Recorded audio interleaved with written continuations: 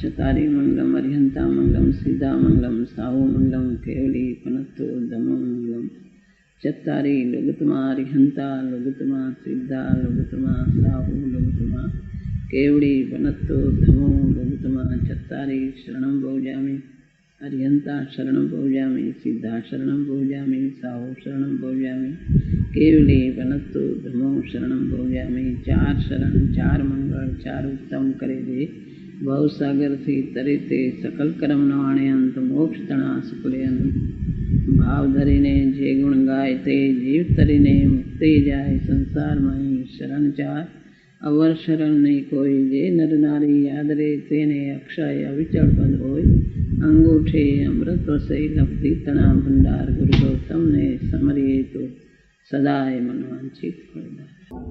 अमुक ने वृद्धि प्रगट किया હોય એ તો પોતે આત્માની તો સાધના કરતા જ હોય. કોઈને આવી વૃદ્ધિ પ્રગટે કોઈ નહીં પ્રગટે. વૃદ્ધિ યારે કાંઈ સંબંધ નથી. તો આત્મામાં છઠ્ઠે સાતમે ગુણસ્થાને ઝૂલતા હોય અંતર્મૂર્તમાં અંતરમાં જતા હોય વળી બહાર આવે પણ છઠ્ઠે સાતમે ગુણસ્થાને ઝૂલતા હોય એટલે એને શ્રેણી માંડીને કેવળ જ્ઞાન પામે વૃદ્ધિ પ્રગટી પણ ન હોય. અને ઘણાને એવી અંતરમાં કોઈ એવી નિર્મળતા એવી જાતની કોઈ જાતની થાય કે વૃદ્ધિઓ પ્રગટે. અનેક જાતની વૃદ્ધિ આવે છે ને રસ વૃદ્ધિને બુદ્ધિ વૃદ્ધિને અનેક જાતની વૃદ્ધિઓ પ્રગટે છે. એવા કોઈ અંતરમાં એવી જાતની કોઈ પરિણતિ થઈ જાય વૃદ્ધિ પ્રગટે. કોઈને પ્રગટે પણ નહીં. છઠ્ઠી સાતમે ગુણસ્થાને ઝૂલતા હોય બહાર આવે ત્યારે શ્રુતનું ચિંતન કરતા હોય અને અંતરમાં જાય ત્યારે નિર્વિકલ્પ દશામાં ઝૂલતા હોય. બહાર આવે તો શ્રુતનું ચિંતન વળી કોઈ વાર આરનો વિકલ્પ આવે તો આર લેવા જાય બાકી આત્મામાં જ રહેતા હોય એવી મુનિરાજની દશા હોય છે. પણ એ વૃદ્ધિનું એક પૂજા કરવામાં આવે છે. એવા વૃદ્ધિધારી મુનિવરો પણ હોય છે.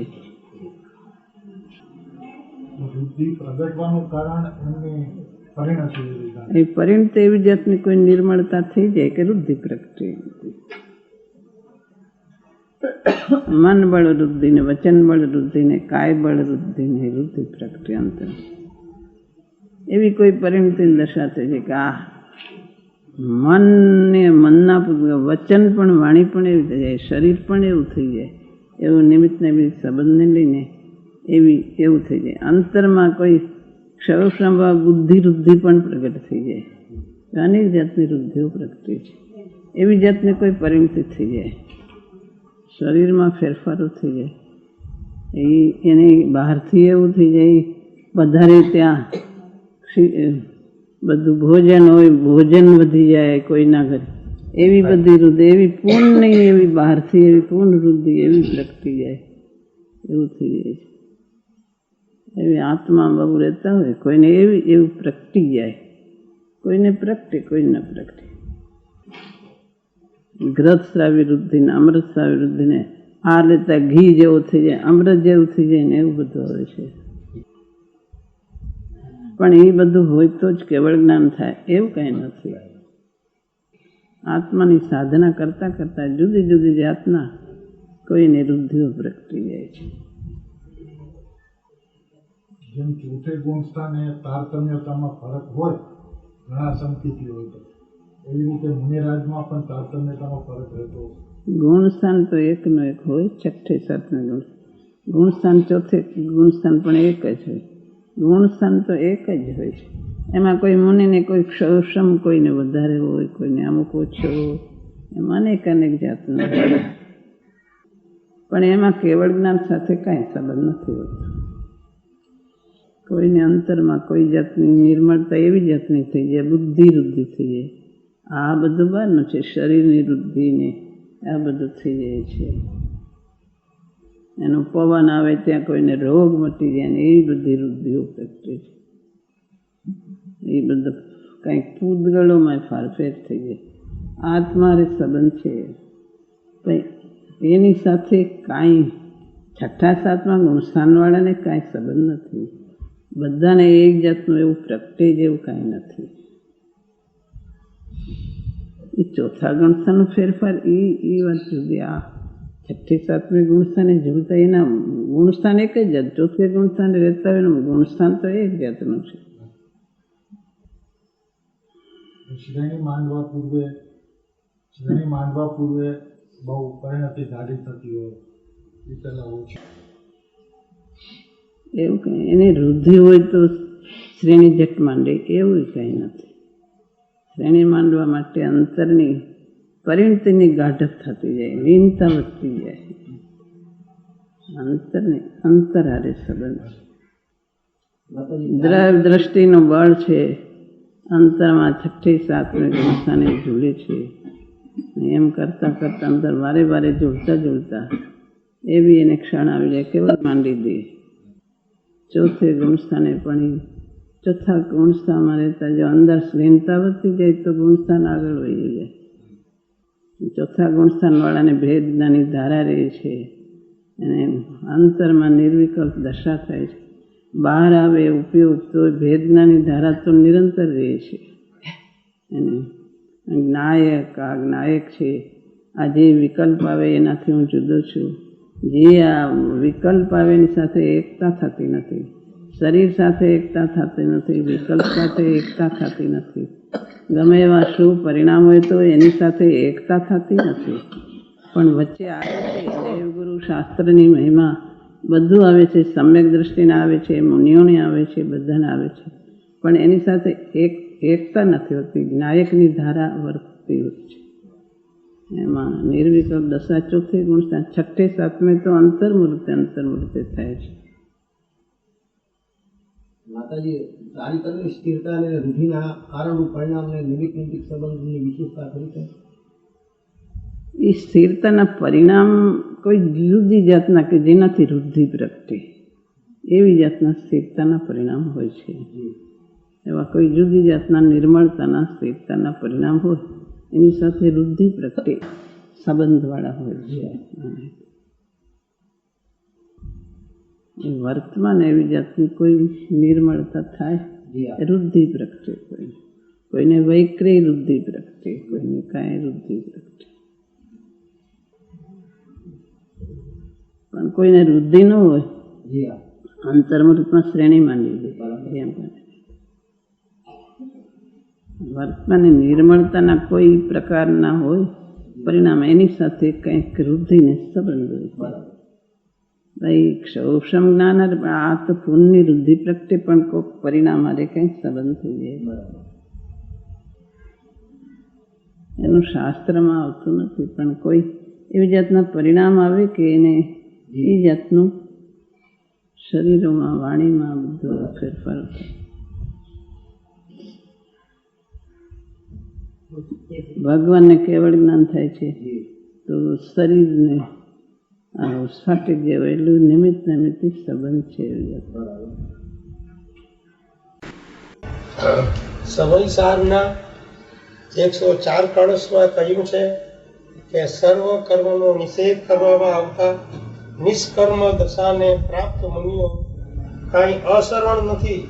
તેઓ અંદરમાં જ્ઞાનનું મોટું શરણ લઈ પરમ અમૃતને પીવે છે. તો કૃપા કરી તે અંદરના શરણરૂપ જ્ઞાનનું સ્વરૂપ સમજાવવા અમારા પર કૃપા કરશો. મુનિઓ નિષ્કર્મ અવસ્થામાં શુભાશુભ બે સુકૃત ને દુઃખત બધાના નિષેધ કરવાથી મુનિઓ ક્યાં ઊભા રહેશે, એમ કે કોનો આશ્રય લેશે. બહારથી એમણે તો બધું છોડી દીધું છે અને આ શુભ ભાવોનો પણ નિષેધ કરવામાં આવે છે. નિષિદ્ધ સર્વ બધાનો નિષેધ કરવામાં આવે છે. તો મુનિઓ કોને શરણે મુનિપણું પાળશે?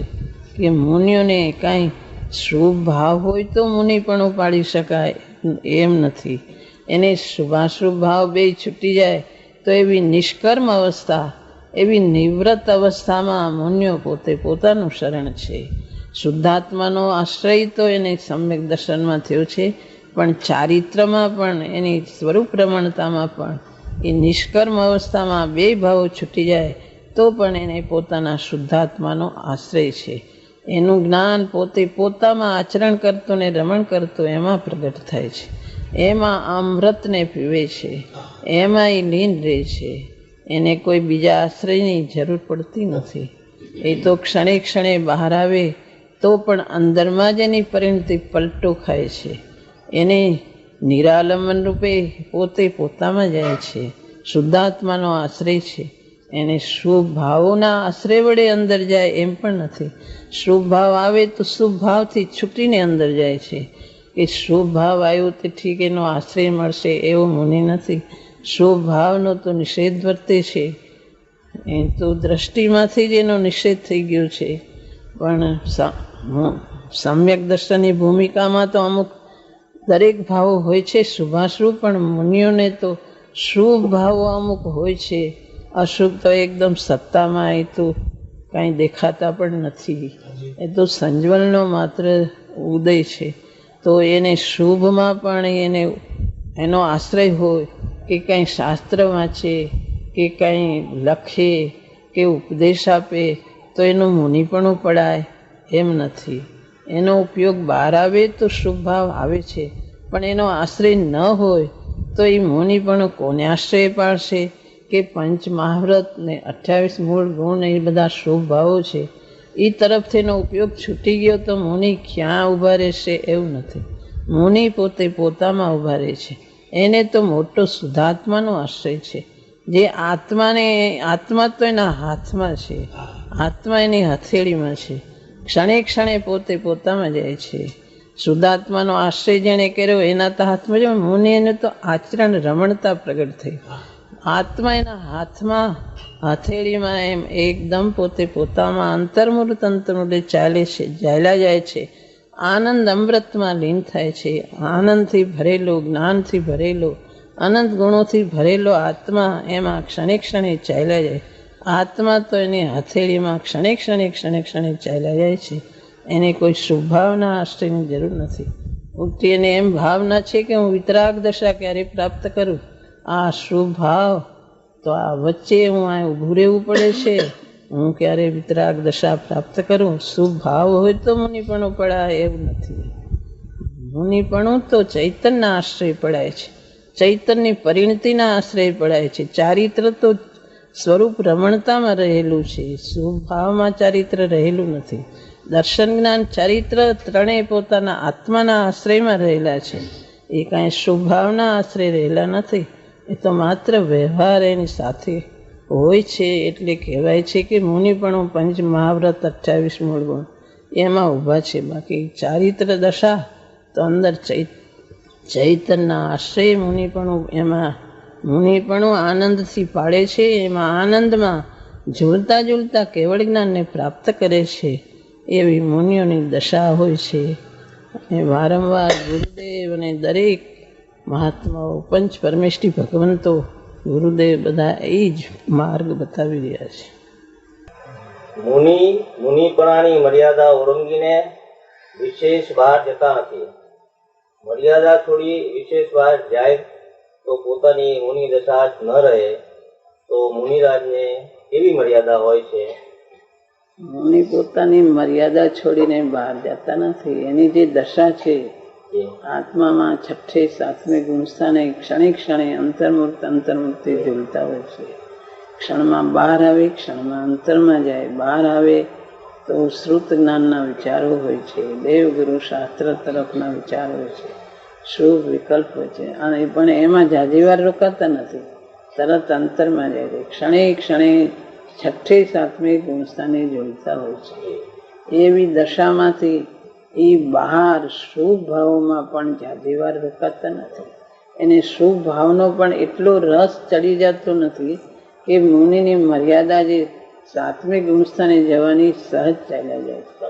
એટલો રસ એને શુભ કે શાસ્ત્ર લખે છે માટે શાસ્ત્રમાં એટલો બધો રસ ચડી ગયો કે એટલી બધી એને એકત્રતા થઈ ગઈ કે 7મું ગુણસ્થાન ના આવે તો એની મુનિ દશા પણ થઈ ગઈ. શાસ્ત્ર લખતા હોય, ભગવાનના સ્તોત્ર રચતા હોય, ભગવાનના સ્તોત્ર બોલતા હોય, ઉપદેશ દેતા હોય, એ બધામાં એવો રસ લાગી જાય કે આત્માની નાયક ધારા તો હોય પણ અંદર લીનતા કરવાનું એનું છૂટી જાય એમ ન બને. તો મર્યાદા છૂટી ગઈ મુનિપણાની. અને વિકલ્પમાં પણ એની મુનિના જે કાર્યો પંચમહાવ્રતના છે એના મર્યાદામાં ઊભા હોય છે. એથી વિશેષ એને ગ્રસ્તના કાર્યો હોય એવા કાર્યોમાં એ જોડાય નહીં. ગ્રસ્તો સાથે વિશેષ વાતચીત કરવી, ગ્રસ્તોના કાર્યમાં જોડાવવું, કોઈ વ્યવસ્થાઓમાં જોડાવવું, એવું કાર્ય મુનિને હોતું નથી. તો એની મુનિ દશા પલટી જાય છે. એવું એને બહારમાં નથી હોતું. અંતરમાં પણ શુભભાવમાં વિશેષ રોકાતા નથી. તો અંતરમાં છે એવો એને રસ લાગી ગયો કે અંતર અપ્રમદ દશા આવે નહીં એવું બનતું નથી. એ મર્યાદા છોડીને બહાર જતા નથી. એને આ તો આત્મામાં જ ગમે છે મુનિઓને. તો કે આ શાસ્ત્રમાં આવે છે ને કે બધું છૂટી ગયું, બધાનો નિષેધ તમે કરો છો, તો મુનિ દશા મુનિપણું કેવી રીતે પાળશે? મુનિ કોને આશ્રય મુનિપણું પાળશે? કે મુનિ કાંઈ અશરણ નથી, એને આત્માનું શરણ છે. એ આત્માના અમૃતમાં એવા નિરત્વે એમાં લીન છે કે એને તો આત્માનું શરણ છે. બહાર સ્વભાવ આવે તો શરણ, બધાનો નિષેધ આવે છે. બધાનો નિષેધ કરો તો મુનિપણું કોને આધારે પાળશે? કે મુનિપણું એના પોતાના સ્વરૂપના આધારે વારંવાર અંતર્મૂર્તિ સ્વરૂપમાં જાય છે. એને આધારે તે મુનિપણું પાડી રહ્યા છે. મુનિ દશા જો એનાથી વધારે શુભાવોમાં પણ જો રોકાઈ જાય તો એની અપ્રમદ દશા જો ન આવે તો મુનિની દશા ઓળંગી જાય છે. અને બહારના કાર્યોમાં કોઈ ગ્રસ્ત જેવા કાર્યોમાં રોકાઈ જાય તો વિશેષ એને પંચમહાવ્રતથી બહાર જાય છે. એવી તો મર્યાદા છૂટીને મુનિની દશા એને યોગ્ય સ્વભાવો હોય છે. ગ્રસ્તોને યોગ્ય હોય છે અણુવ્રતને, સમ્યક દર્શનને યોગ્ય ને મુનિને મુનિપણાને યોગ્ય હોય છે. એવી મર્યાદા હોય છે મુનિ દશા.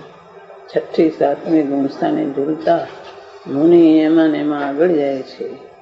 અને કોઈને તે ભવે કેવળ જ્ઞાન થાય છે, કોઈને બીજા ભવે કેવળ જ્ઞાન થાય છે. આત્માનું ગુજરાન અહીં હાલે એવું છે. એનું ગુજરાન લંડનમાં.